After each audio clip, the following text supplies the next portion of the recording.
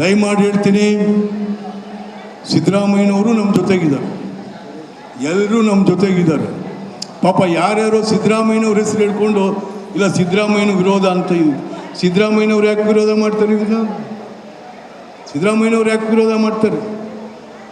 ಕುರುಬ ಸಮುದಾಯದ ಇಡೀ ರಾಜ್ಯದಾದ್ಯಂತ ಇರುವ ಕುರುಬರು ತನು ಮನ ಧನ ಅರ್ಪಣೆ ಆಗಿಲ್ವಾ? ಹಾಗಾಗಿ ಅವ್ರೇನು ವಿರೋಧ ಮಾಡ್ತಾ ಇಲ್ಲ, ಯಾರೋ ಜೊತೆಯಲ್ಲಿರೋ ಚಮಚಗಳು ಮಾಡ್ತಾವ್ರೆ. ಅದು ರೇವಣ್ಣವರಾಗಲಿ ಈಶ್ವರಪ್ಪನವರಾಗಲಿ ಸುತ್ತಿದ್ದೀವಿ. ಅವತ್ತು ಕೂಡ ನಮಗೆ ಒಬ್ಬ ಬ್ರಹ್ಮಚಾರಿ ಇಲ್ಲ. ಯಾತಕ್ಕೆ?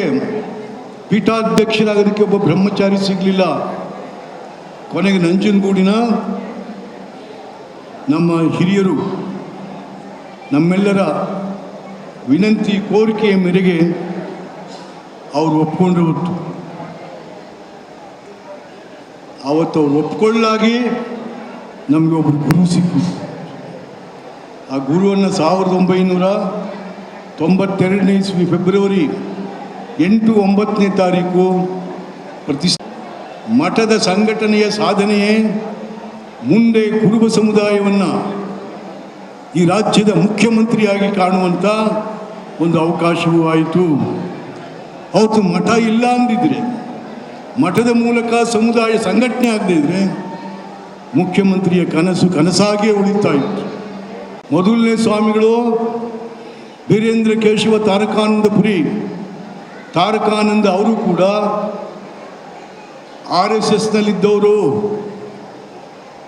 ಹಂಗಂದರೆ ಹಿಂದೂ ಸಂಸ್ಕೃತಿಯಲ್ಲಿ ಬೆಳೆದವರು, ಹಿಂದೂ ಸಾಮ್ರಾಜ್ಯದಲ್ಲಿ ಬದುಕಿರೋರು, ಸಂಸ್ಕೃತವನ್ನು ಕಲಿತಿದ್ದಂಥವರು, ಆಧ್ಯಾತ್ಮವನ್ನು ಅರಗಿಸಿಕೊಂಡಂಥವರು. ಆಗಲೂ ಕೂಡ ಕೆಲವು ಅಪಸ್ವರಗಳು ಬಂದು RSSನವನ್ನು ಕರ್ಕೊಂಬಂದು ಸ್ವಾಮಿಗಳಾಗಿ ಕೂರಿಸಿದಿರಲ್ಲ ಅಂತ ಜನ ನುಗ್ಗಿತು. ಯಾರೂ ಏನು ಮಾಡೋಕ್ಕಾಗಲ್ಲ, ಜನಶಕ್ತಿಯ ಮುಂದೆ ಯಾರೂ ಏನು ಮಾಡೋಕ್ಕಾಗಲ್ಲ. ಕೊನೆಗೆ ಎಲ್ಲಿಗೆ ಹೋದರು? RSSನವ್ರು ಬೇಡ, ಬೇಕಾದ್ರೆ ವಿಶ್ವನಾಥನೇ ಸ್ವಾಮಿ ಆಗ್ಬಿಡಲಿ ಅನ್ನೋ ತನಕ ಹೋದ್ರು. ಅದೆಲ್ಲ ಆಗಲ್ಲಪ್ಪ,